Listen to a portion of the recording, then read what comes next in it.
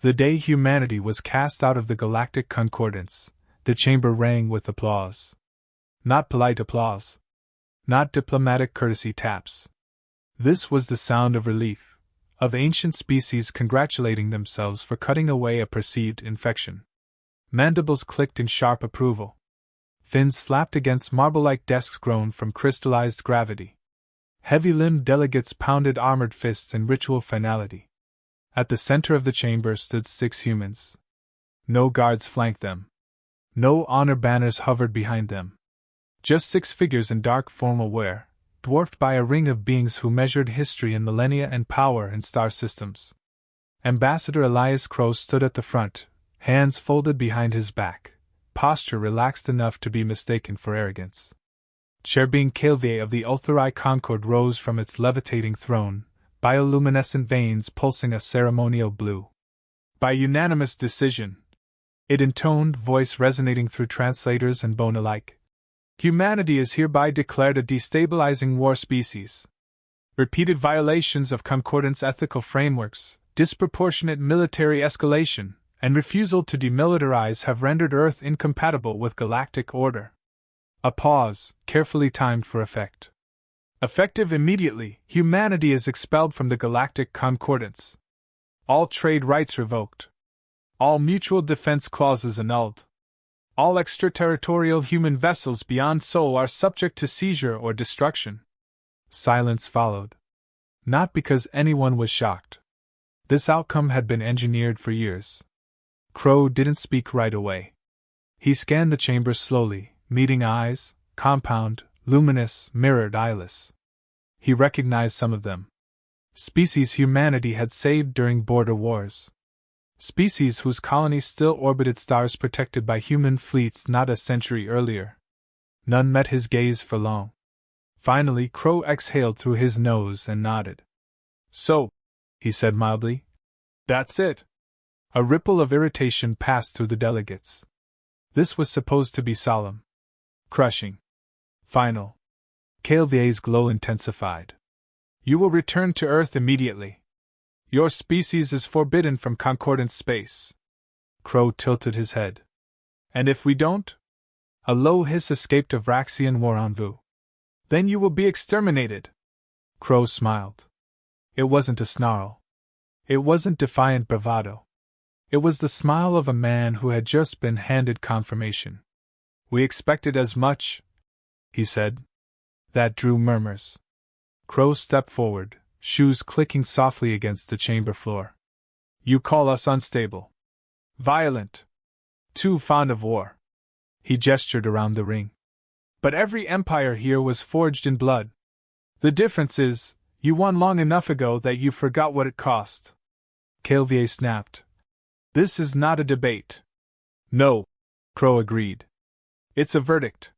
He straightened his jacket. "Then allow me to deliver ours." The chamber lights flickered. Just for a heartbeat. Crow didn't raise his voice. "You think casting us out makes you safe? You think isolation will weaken us? That will fracture into old nations, old grudges." A soft chuckle escaped him. "That's how you would break." He turned, motioning for his delegation to follow. "But we're human." As they walked toward the exit, a concordance legal observer scoffed loudly. "Enjoy irrelevance, Ambassador. You will crawl back in a century." Crow stopped at the threshold and glanced over his shoulder. "No," he said quietly. "We won't." Then he was gone. Earth did not rage. There were no riots. No desperate speeches. No frantic calls for mercy. The feeds went dark. Human embassies across concordance space were abandoned within hours, files wiped, structures scuttled, personnel extracted with surgical precision. Trade hubs once alive with human freighters found their docks empty. Military attaches vanished overnight. To the galaxy, it looked like collapse. To humanity, it was consolidation. Within 48 hours, every major human government received the same message: one channel, one encryption key, one timestamp. Contingency authority activated. Old treaties dissolved. Borders blurred, then vanished entirely. Flags came down. Stock markets froze, then ceased to matter. Some protested. They were ignored. Earth had argued for unity for centuries. It had never succeeded, until the galaxy made the argument for them. Military commands merged into a single strategic authority. Redundant fleets were stripped for parts. Ancient shipyards, some abandoned since the first extrasolar wars, were reactivated and expanded in secrecy. Humanity stopped building ships to impress allies. They started building ships to survive extermination. Ethical limitations quietly expired. Research bans were lifted with signatures and silence. Technologies deemed too dangerous were revisited with fresh eyes and fewer objections. If it worked and kept humans alive, it stayed. If it didn't, it became a weapon anyway. Deep beneath Earth's surface, beneath layers of old cities and older wars, a council convened in a room never meant to exist. Generals, scientists, economists, spies, people who had buried friends on alien soil. At the center of the table sat a battered data slate. Its label was handwritten. If they ever kick us out. Fleet Marshal Jonah Reyes, retired, recalled, and very tired, ran a scarred hand over his face. Well, he muttered, guess they finally did it. No one laughed. Reyes looked around the room. You all know what this means. A young admiral swallowed. Total isolation. A civilian strategist shook her head. No. Total freedom. Reyes nodded slowly. We stop pretending the galaxy is civilized. We stop asking permission to exist. He tapped the slate. And we build something they never see coming. Above them, Earth rotated peacefully in the dark, unaware that, for the first time in its long history, humanity was no longer trying to belong. It was preparing to endure. The first sign that something had gone terribly wrong appeared 32 years after humanity vanished from Concordance space.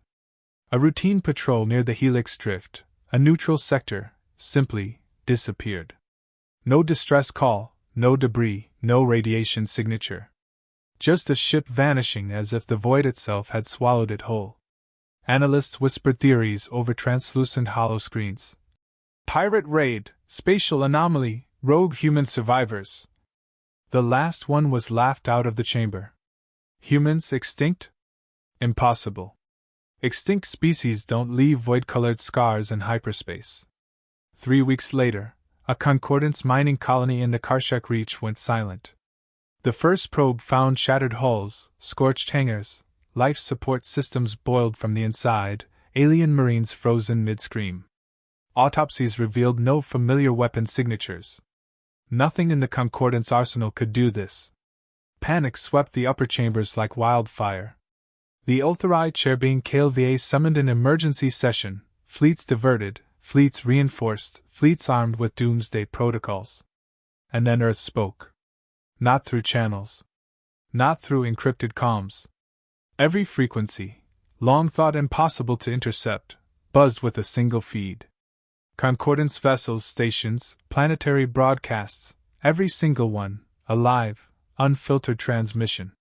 The image that appeared was simple. An old man in a worn uniform, metal scratched and tarnished, staring directly at cameras with eyes that had seen decades of death and ambition, Fleet Marshal Jonah Reyes. Good evening, he said. His voice calm, almost conversational, yet it carried the weight of storms. I'm sure some of you don't remember us. That's fine. We remember you. Murmurs ran through the chamber. Humans? Alive? After all these years? Impossible. Reyes continued. You cast us out because we were inconvenient, violent, instinctively warlike, too unpredictable. We were unstable. He leaned forward slightly. We were afraid. Once. But fear is a resource humans learn to use, not a chain to bind us. The camera shifted, revealing the backdrop, not Earth, not a diplomatic hall, but a fleet. Not just a fleet. A human armada.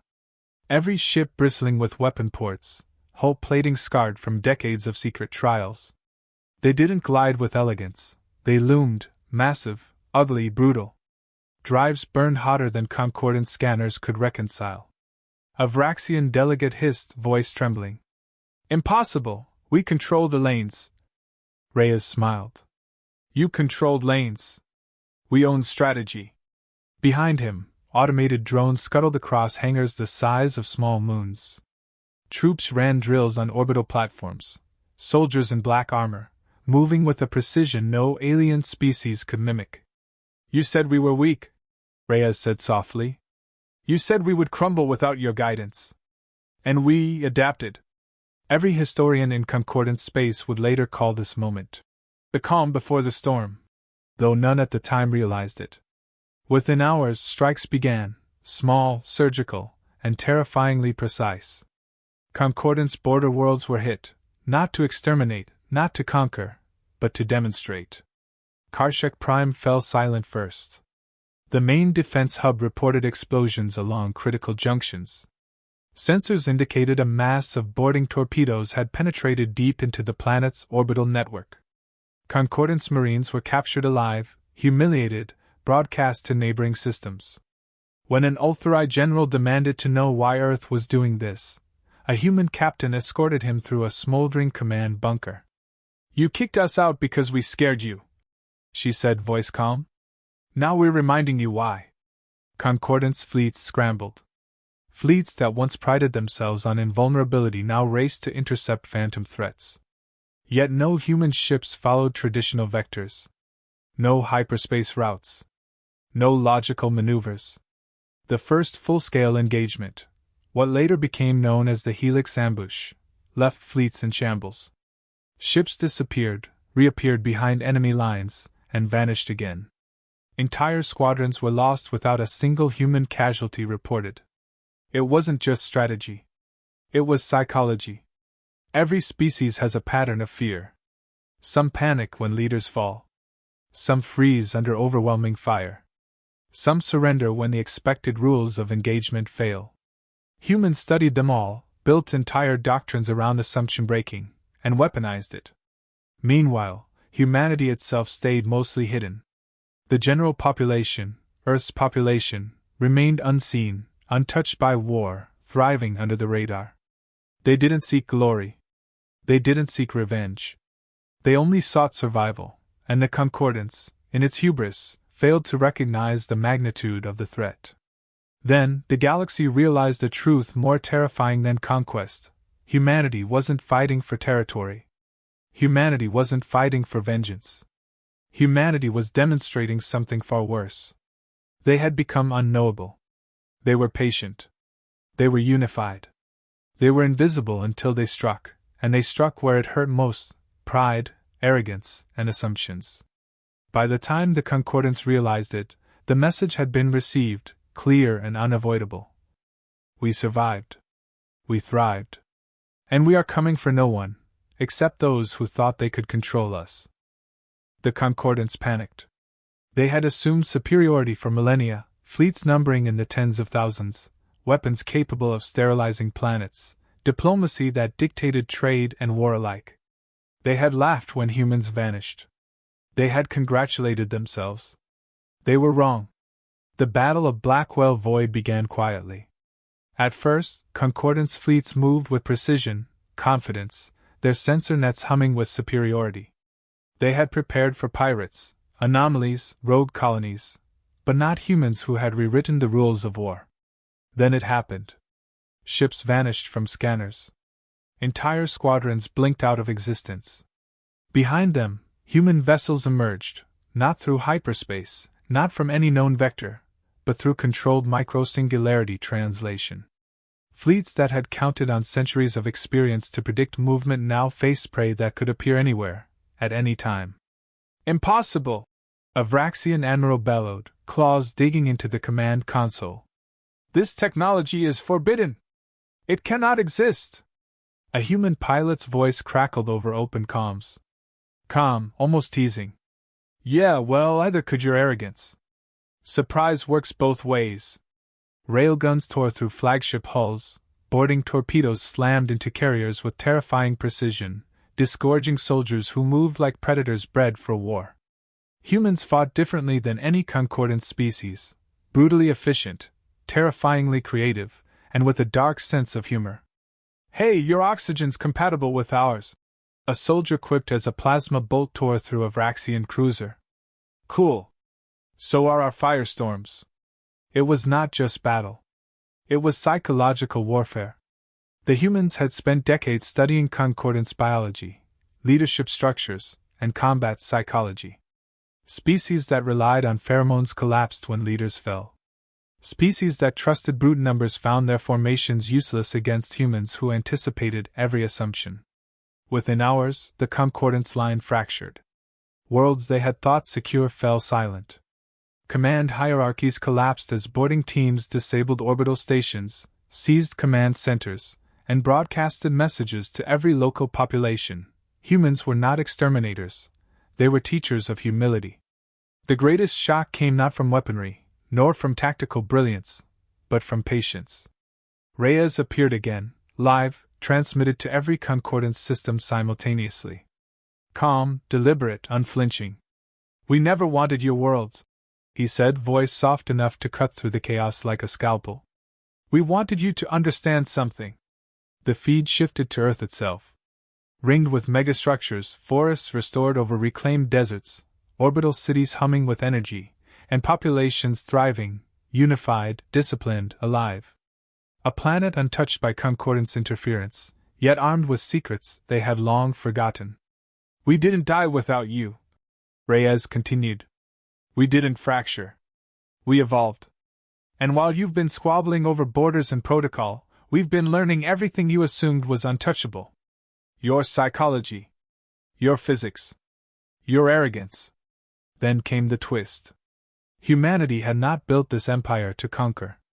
It had built it to walk away. Automated fleets continued strikes to maintain the illusion of occupation, while civilian arcs, hidden for decades, jumped beyond known space using coordinates extracted from ancient alien ruins. The concordance could win battles. They could reclaim worlds. They could destroy fleets. But they could never stop humanity from leaving when it wanted. And that realization hit harder than any weapon. A Vraxian admiral, trapped aboard a crippled cruiser, screamed as a human boarding squad approached. Why are you doing this? Why don't you just kill us?" The captain smirked, dark humor etched into her scarred face. "Because you didn't matter enough to us to kill. You mattered enough to teach." Ships burned in the void, fleets scattered, worlds silenced.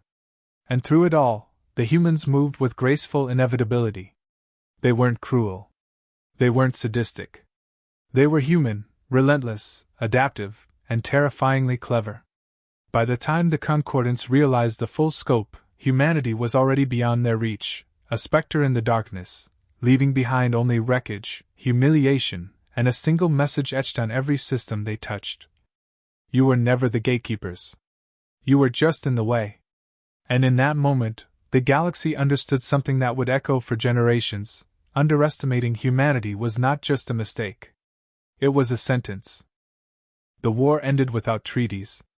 Not because anyone was weak. Not because humans relented.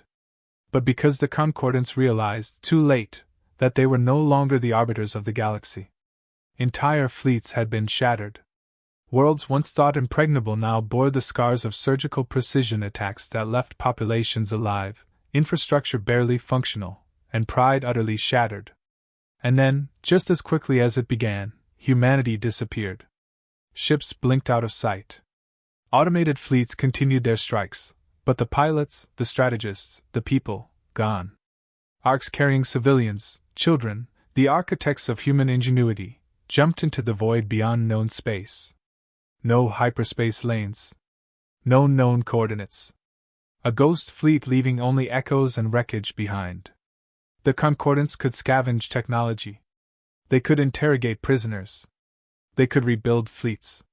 But they could never capture humanity again. Reyes appeared one final time, broadcast across every remaining channel, every remaining system. "Do not mistake this for mercy," he said. "We did not destroy your worlds. We did not annihilate your species. We demonstrated something far more powerful. Our choices are ours alone. You will remember this lesson. The feed switched to Earth. Not war-torn, not militarized for spectacle, but thriving. Cities pulsed with life, forests reclaimed deserts, orbital megastructures hummed with energy, and fleets prepared silently, invisibly. Humanity was everywhere, yet nowhere. Avraxian analysts, long accustomed to studying human patterns, whispered over trembling calms. They planned this for decades. They weren't fighting for conquest. They were fighting to be untouchable. Yes. That was it. The galaxy had expected humans to crumble. To fight dirty, yes, but to break. To fracture under pressure. To beg for mercy when cornered. Instead, humanity had done the unthinkable. They had taken exile, turned it into a weapon, and walked beyond reach while leaving their enemies to contemplate their own arrogance. Across the concordance, historians argued endlessly. Political leaders blamed one another. Generals insisted fleets must be rebuilt. Scientists catalogued new weapons, new doctrines, and new human psychology. But none of it mattered. Humans had vanished. And they were coming back on their terms, not anyone else's. Years later, alien soldiers would speak of the laughing echoes they remembered on comms, the dark humor in human taunts, the precision, the inevitability. They remembered not hatred. No, humans were never cruel for cruelty's sake, but they remembered fear. The kind of fear that stayed with you even when you were alive. And somewhere, far beyond the edge of concordance maps, Earth, or what Earth had become, waited. Not to conquer. Not to negotiate. Not to apologize. To exist. And in that existence, the galaxy realized the truth. Humans were not just survivors. Humans were something else entirely. Dangerous. Relentless. Unpredictable. Human. And nothing would ever be the same again.